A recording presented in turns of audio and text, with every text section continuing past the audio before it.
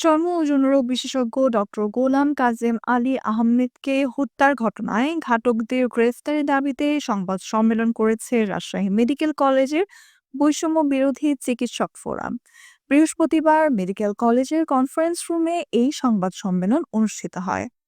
সংবাদ সম্মেলনে জানা হয়, ডক্টর কাজেম আলী ছাত্র জীবনে মেডিকেল কলেজ হাসপাতালে ছাত্র শিবিরের সভাপতি ছিলেন।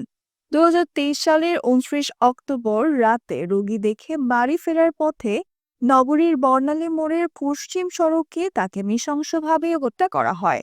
2 বছর পেরিয়ে গেলেও এখনো চিহ্নিত সকল আসামিদের গ্রেফতার করা হচ্ছে না। ঘটনায় ব্যবহৃত মাইক্রোবাস উদ্ধার করা হয়েছে, সেই সাথে 3 জনকে গ্রেফতার করা হয়। তারা স্বীকারোক্তি দিয়েছে, তাদের তথ্যের ভিত্তিতে এটি ছিল রাজনৈতিক হত্যাকাণ্ড। আরও কয়েকজন চিকিৎসক ঘাতকদের টার্গেট ছিল।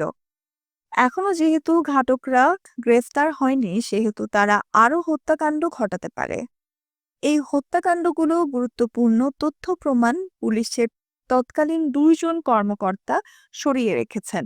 সংবাদ সম্মেলনে উপস্থিত ছিলেন Abrar Farhan Ahmed, doctor Mohammad Moshiur Rahman, doctor Mohammad Jahangir Alam, doctor M Murshed Japan Mia, doctor S Abdullah, doctor Golam Rabbani. সংবাদ সম্মেলন শেষে ডক্টররা কাজেম আলীর স্মৃতি পরিষদে ব্যানারের মেডিকেল কলেজের সামনে মানববন্ধন অনুষ্ঠিত হয়। মানববন্ধনে ডক্টর কাজেম আলী পরিকল্পিতভাবে হত্যা করা হয়েছে বলে দাবি করেন। Nusrat Jahan, এফবিএন news desk.